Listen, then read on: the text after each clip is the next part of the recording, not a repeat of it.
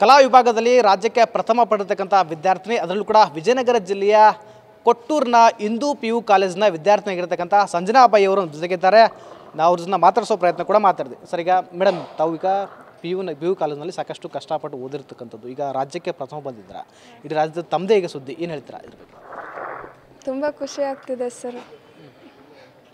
ಏನು ಹೇಗೆ ಹೇಗೆ ತಯಾರಿಯಾಗಿತ್ತು ಓದುವಾಗ? ಹೇಗೆ ಎಷ್ಟು ಅವರ್ ತಾವು ವಿದ್ಯಾಭ್ಯಾಸ ಮಾಡ್ತಾಯಿದ್ರಿ? ಹೇಗಿತ್ತು ನಿಮ್ಮ ಪ್ರಯಾಣ? ಹೇಗಿತ್ತು? ಎಲ್ಲಿಂದ ಬರ್ತಾಯಿದ್ರಿ ತಾವು ಅಂತ? ಅಂದರೆ ನಮ್ಮ ಕಾಲೇಜಲ್ಲಿ ಸ್ಟಡಿ ಅವರ್ಸ್ ಅಂತ ಮಾಡ್ತಿದ್ರು ಸರ್. ಸಾಯಂಕಾಲ 5 ಗಂಟೆಯಿಂದ 11 ಗಂಟೆವರೆಗೆ ಸ್ಟಡಿ ಅವರ್ಸ್ ಇರ್ತಿದ್ರು ಸರ್. ಲೆಕ್ಚರ್ಸೇ ಇರ್ತಿದ್ರು ಸರ್. ಆ ಸ್ಟಡಿ ಅವರಲ್ಲಿ ಯಾವ ಡೌಟ್ಸ್ ಇರಲಿ, ಓದಬೇಕಾದ್ರೆ ಏನೇ ಇರಲಿ ಅವರೇ ಕ್ಲಿಯರ್ ಮಾಡಿಕೊಡ್ತಿದ್ರು ಸರ್. ಮತ್ತು ಮಾರ್ನಿಂಗ್ 6 ಗಂಟೆಯಿಂದ 8:30ವರೆಗೂ ಸ್ಟಡಿ ಅವರ್ ಇರ್ತಿತ್ತು ಸರ್. ಆಮೇಲೆ 9 ಗಂಟೆಯಿಂದ ಕಾಲೇಜಲ್ಲಿ ಕ್ಲಾಸಸ್ ಮಾಡ್ತಿದ್ರು ಸರ್. ಲೆಸನ್ಸ್ ಎಲ್ಲ ಮುಗಿದ ಮೇಲೆ ಇನ್ನೂ ರಿವಿಷನ್ ಕ್ಲಾಸಸ್ 2-3 ಸತಿ ಮಾಡ್ತಿದ್ರು ಸರ್. ಮತ್ತು 12 ಬಾರಿ ಪ್ರಿಪ್ರೇಟ್ರಿ ನಡೆಸ್ತಿದ್ರು ಸರ್. ಆ ಪ್ರಿಪ್ರೇಟ್ರಿಯಲ್ಲಿ ಫಸ್ಟ್ ಬಂದವರಿಗೆ ಪ್ರೈಸ್ ಮನಿ ಅಂತ ಕೊಡ್ತಿದ್ರು ಸರ್. 4 ವಿಭಾಗ ಸರ್ ನಮ್ಮ ಕಾಲೇಜಲ್ಲಿ ಇರೋದು. ಆ 4 ವಿಭಾಗದಲ್ಲಿ ಫಸ್ಟು ಎಷ್ಟು ಮಂದಿ ಬರ್ತಾರೆ ಎಲ್ರಿಗೂ ಪ್ರೈಸ್ ಮನಿ 1000 ರೂಪೀಸ್ ಅಂತ ಕೊಡ್ತಿದ್ರು ಸರ್. ಅವರು ಎಲ್ಲ ಪ್ರೋತ್ಸಾಹ ಸರ್. ಸಂಜೆ ಹೊತ್ತು ನಮ್ಮ ಬದ್ರಿ ಸರ್ ಮೋಟಿವೇಶನ್ ಇದು ಕ್ಲಾಸಸ್ ಮಾಡ್ತಿದ್ರು ಸರ್. ಅಂದರೆ ಪ್ರೇಯರಲ್ಲಿ ಕುಂದರ್ಸ್ಕೊಂಡು ಮೋಟಿವೇಶನ್ ಸ್ಟೋರೀಸ್ ಇರಲಿ ಪ್ರೇಯರ್ ಮಾಡಿಸ್ತಿದ್ರು ಸರ್.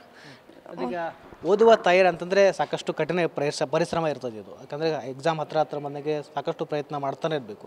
ನೀವು ಇಲ್ಲಿ ಹಾಸ್ಟೆಲಲ್ಲಿದ್ದರೆ ಅಥವಾ ಮನೆಯಿಂದ ಬಂದು ಇಲ್ಲಿ ಬಂದು ವಿದ್ಯಾಭ್ಯಾಸ ಮಾಡ್ತಾಯಿದ್ರೆ ಯಾವ ರೀತಿ ಇತ್ತು? ಹಾಸ್ಟೆಲಲ್ಲೇ ಇರ್ತಿದ್ವಿ ಸರ್.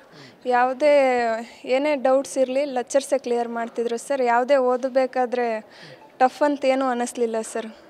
ಈಗ ನಿಮ್ಮ ತಂದೆ ತಾಯಿಯವರು ಏನು ಕೆಲಸ ಮಾಡೋದು? ನಿಮ್ಮ ಓದಿಗೆ ಯಾವ ರೀತಿ ಸಪೋರ್ಟನ್ನು ಮಾಡ್ತಾ ಬಂದರು? ಅಂದರೆ ತಂದೆ ಲಾರಿ ಡ್ರೈವರ್ ಸರ್, ಅಮ್ಮ ಹೌಸ್ ವೈಫ್ ಸರ್. ತಂದೆ ಕಷ್ಟ ಇದ್ದರೂ ಇಲ್ಲಿ ಓದಿಸಿದ್ರು ಸರ್. ಯಾಕಂದ್ರೆ ಕಾಲೇಜ್ ಫ್ರೀ ಇತ್ತು ಸರ್. ನನಗೆ ಫಸ್ಟ್ ಇಯರಲ್ಲಿ ಬಂದಾಗ SLCದು ಪರ್ಸೆಂಟೇಜ್ ಮೇಲೆ ಆಫ್ ಕಡಿಮೆ ಆಗಿತ್ತು ಸರ್ ಫೀಸು.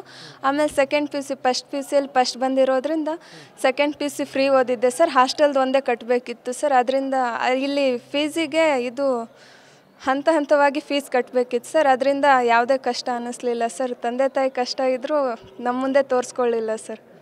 ಈಗ ಔಟ್ ಆಫ್ ಔಟ್ ಎಷ್ಟು ಮಾರ್ಕ್ಸ್ ತೊಗೊಂಡಿದ್ರೆ? 600ಕ್ಕೆ ಎಷ್ಟು ಮಾರ್ಕ್ಸ್ ತೊಗೊಂಡಿದ್ರೆ ತಾವು ಅಂತ? 597 ಸರ್. ಹಿಸ್ಟ್ರಿಯಲ್ಲಿ 2 ಮಾರ್ಕ್ಸು ಮತ್ತು ಆಫ್ನಲ್ ಕನ್ನಡ 1 ಮಾರ್ಕ್ಸ್ ಹೋಗುತ್ತೆ. ಈಗ ಹಿಸ್ಟ್ರಿಯಲ್ಲಿ 1 ಮಾರ್ಕ್ಸು ಮತ್ತು ಆಪ್ಷನಲ್ ಕನ್ನಡದಲ್ಲಿ 1 ಮಾರ್ಕ್ಸ್ ಕಡಿಮೆ. ಏನು ರಿವ್ಯಾಲ್ಯೂಷನ್ ಏನಾದ್ರು ಹಾಕ್ತೀರಾ? ಇಲ್ಲ ಸರ್, ಹಾಕಲ್ಲ ಸರ್.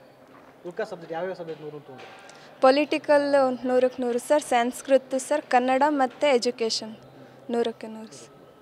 ಈಗ ನಿಮ್ಮ ಇನ್ಸ್ಪೈರ್, ಯಾಕಂದರೆ ನಿಮ್ಮ ನೋಡುವಂಥ ವಿದ್ಯಾರ್ಥಿಗಳು ಸಾಕಷ್ಟು ಇರ್ತಾರೆ. ಅವೆಲ್ಲ ರಾಜ್ಯಾದ್ಯಂತ ನೋಡ್ತಿರ್ತಾರೆ ತಮ್ಮನ್ನು ಕೂಡ. ಯಾಕಂದರೆ ಇಡೀ ರಾಜ್ಯಕ್ಕೆ ಪ್ರಥಮ ಬಂದಿರೋ ಬಳಿಕ ನೀವು ಸಾಕಷ್ಟು ಜನರಿಗೆ ಇನ್ಸ್ಪೈರ್ ಆಗ್ತಾರೆ. ಏನು ಹೇಳಿಕ್ಕೆ ಇಷ್ಟಪಡ್ತಾರೆ ವಿದ್ಯಾರ್ಥಿಗಳು? ಕ್ಲಾಸಸ್ ನೀಟ್ ಕೇಳಬೇಕು, ಚೆನ್ನಾಗಿ ಕೇಳಬೇಕು ಸರ್. ಮತ್ತು ಲೆಕ್ಚರ್ಸ್ ಏನು ಹೇಳ್ತಾರೆ ಅದನ್ನು ನೀಟ್ ಕೇಳ್ಕೊಂಡ್ರೆ ಮತ್ತು ಓದಿರಿ. ಈಗ ಓದಿಗೆ ತಮಗೆ ಏನು ಇನ್ಸ್ಪೈರ್ ಆಯಿತು? ಅಂದರೆ ಇಷ್ಟು ಕಷ್ಟಪಟ್ಟು ಓದಬೇಕು, ಇಷ್ಟು ಮಾರ್ಕ್ಸನ್ನು ಪಡಲೇಬೇಕು ಅನ್ನೋ ಏನು ಇನ್ಸ್ಪೈರ್ ಆಯಿತು ತಮಗೆ? ಅಂದರೆ ಈ ಕಾಲೇಜ್ 9 ಬಾರಿ ರ್ಯಾಂಕ್ ಸರ್. ಇದು ಹಾಕ್ಕೊಂಡು 10ನೇ ಬಾರಿ ಸರ್. ಅದರಿಂದ 9 ಬಾರಿ ರ್ಯಾಂಕನ್ನು ನೋಡಿ ನಾನು ಆ ರ್ಯಾಂಕಲ್ಲಿ ಯಾಕೆ ಇರಬಾರ್ದು ಅನ್ನೋದು ಒಂದಿತ್ತು ಸರ್. ಅದರಿಂದ ಬರಲೇಬೇಕು, ಫಸ್ಟ್ ರ್ಯಾಂಕ್ ನಾನೇ ಇರಬೇಕು ಅಂತ. ಮತ್ತು ನಮ್ಮ ಲೆಕ್ಚರ್ಸ್ ಎಲ್ಲ ನಂದು ಫಸ್ಟ್ ರ್ಯಾಂಕ್ ಯಾರು ಅಂತ ಹೇಳಿದಾಗ ನಾವು ಸರ್ ಅಂದರೆ ನಾವು ಆಗಬಾರ್ದು, ನಾನು ಆಗಬೇಕು ಅಂತ ಅವರೆಲ್ಲ ತುಂಬ ಸಪೋರ್ಟ್ ಮಾಡ್ತಿದ್ರು ಸರ್ ಎಲ್ಲ ಲೆಕ್ಚರ್ಸು. ಓಕೆ, SLCಲಿ ತಾವು ಎಷ್ಟು ಮಾರ್ಕ್ಸ್ ತೊಗೊಂಡಿದ್ರಿ? ಅಲ್ಲಿ ಯಾವ ಕಾಲೇಜಲ್ಲಿ ತಾವು ಓದಿದ್ರಿ ಅಂತ?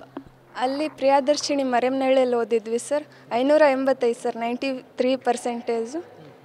ಹಾಗೆ ಸರ್. ಈಗ ಓದುವ ಸಂದರ್ಭದಲ್ಲಿ ತಂದೆ ತಾಯಿಯಿಂದ ಕಷ್ಟಪಟ್ಟಂತೂ ತಮಗೆ ಕಲಿಸ್ತಾರಂಥ ಪ್ರಯತ್ನ ಕೂಡ.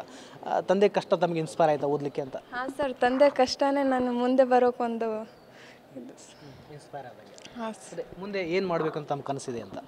IAS ಮಾಡ್ಬೇಕು ಅಂದ್ಕೊಂತೀನಿ ಸರ್. ಆಗ್ತೀನಿ ಸರ್ IAS. ಯಾಕಂದರೆ ನಮ್ಮ ಬದ್ರಿ ಸರ್ ಕನಸು ಸರ್.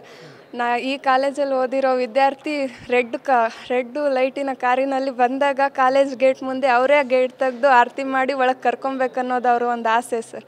ಆ ಆಸೆ ಈಡೇರಿಸ್ತೀನಿ ಸರ್. ಎಷ್ಟು ಅವರ್ ತಾವು, ಅಂದರೆ ಎಷ್ಟು ತಾಸಿಗೆ ತಾವು ಓದ್ತಾ ಇದ್ರಿ? ಎಕ್ಸಾಮ್ ಹತ್ರ ಬಂದಂಗೆ ಓದಿದ್ರಾ ಅಥವಾ ಆರಂಭದಿಂದ ತಾವು ಓದ್ತಾ ಬಂದಿದ್ರಾ ಅಂತ?